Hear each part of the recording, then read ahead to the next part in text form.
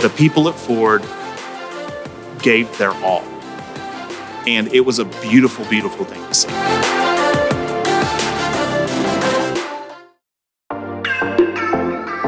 My name is Courtney Myers. I'm with Waystone LLC. I'm the AV and IT integrator for the First Americans Museum. The curators, the directors, everybody here has poured their heart and soul into telling the Native American story from their family, their own, and their people's point of view. Outside of the galleries, everything was early 2000s technology.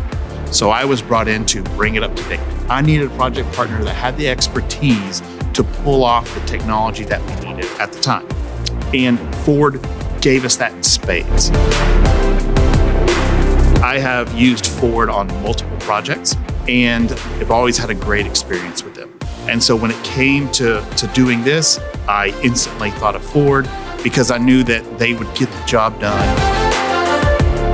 So in the Exchange Theater, we have, lighting, we have an amazing sound system in the Hall of the People, and out in the Festival Plaza, we have this amazing sound system with really, really crisp audio. We have all these little flexible suites with technology in them. We have a ton of classrooms in the FAM Theater.